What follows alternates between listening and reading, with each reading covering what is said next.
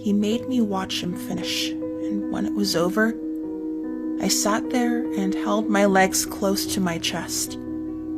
I didn't know how to react, so I covered my ears and sobbed. This isn't what I wanted. All I wanted was a friend, and now I can never go back. Growing up, I spent a great deal of time by myself. The loneliness became so unbearable that I joined online chat rooms just so I didn't feel so alone. Within minutes, I received over 100 messages from unknown men. I talked to a few of them and realized that they only wanted one thing, and that was to exchange pictures or talk dirty. It made me feel really uncomfortable, but I felt like I had to go along with some of it just so I could feel a connection to someone. But then, a man reached out to me who was different. He wasn't like all the other people on the site, or so I thought at first. We talked for ages and got to know each other. He asked a lot of silly questions such as, "What's your favorite color?" and "What genre of music do you like?" This person took the time to learn all about me, and he was interesting to talk to. When he told me that he was 39 years old, I didn't care about his age. For the first time in my life, I felt like I had finally found a friend. I didn't have to be alone anymore. After 2 months of messaging him every day and getting to know each other, he asked if we could video chat on Skype. I said yes. We started asking silly questions again, and then he asked me to stand up so he could see me better. I did so. He wanted me to turn in a circle, and I did that too. I sat back down, and we asked some personal questions. He told me he has 2 daughters. One was 8 years old, and the other was 12. So I asked him, "Are you married?" He said no, and that they got divorced several years ago. When he told me he had kids, I was surprised, and I didn't know how to feel about it. Even though I found it weird, I pushed it from my mind and continued to talk to him. He was the only person I could talk to, after all. I told him everything. I told him about my family, my dad walking out, my mother never being home, and that I felt completely alone. He soon became my lock that I could lean on for support, and our conversations gave me a reason to live.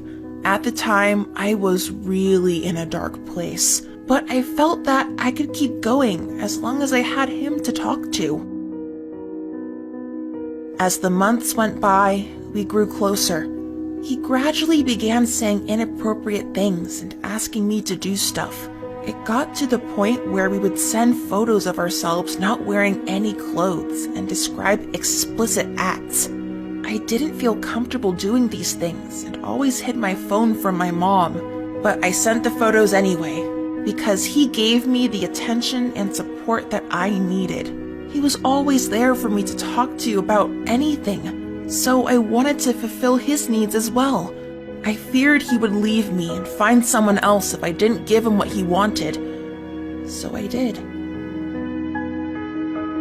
We continued to talk every day, and every single day he said the words, "I love you." Those 3 words are what pulled me in deeper, longing for love and affection. I didn't get that from my family or from anyone else in my life.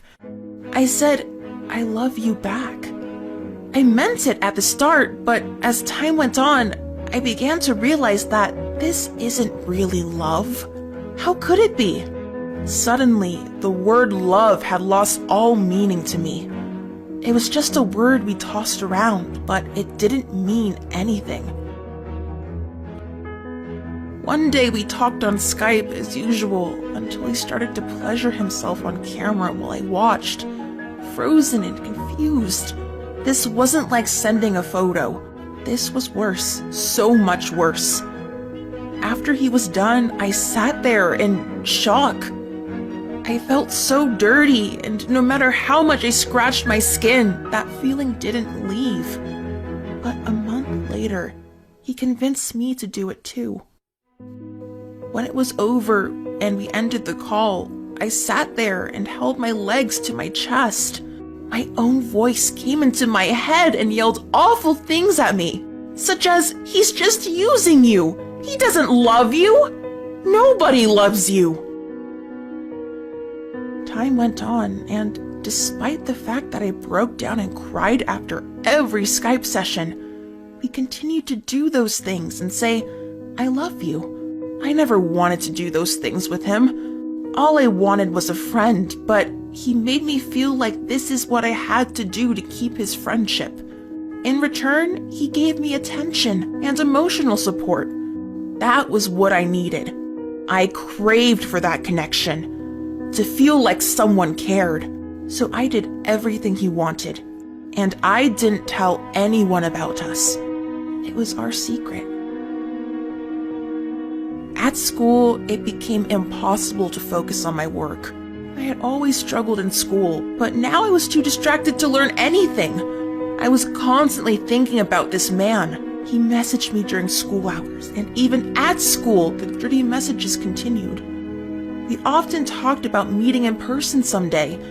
I became paranoid, thinking, what if he comes to my school? When I looked at the faces of all my male teachers, all I could see was his face, and the last thing I cared about was my schoolwork. So I decided to search for him on Facebook. His profile picture was of him, his 2 daughters, and an unknown woman standing beside them. I thought it could be an aunt or a friend, but I decided to look deeper. Eventually, I stumbled upon wedding photos on someone else's account. The woman in the picture is his wife. I was devastated. Even though I knew the truth, I couldn't stop speaking to him. Whenever we did things on Skype, I was overwhelmed by guilt and shame. I'd hug my knees, cry, and cut. Rinse and repeat. I thought of disappearing every day. I felt like I was caught in a circle where I couldn't get out, and that only made me dislike myself even more.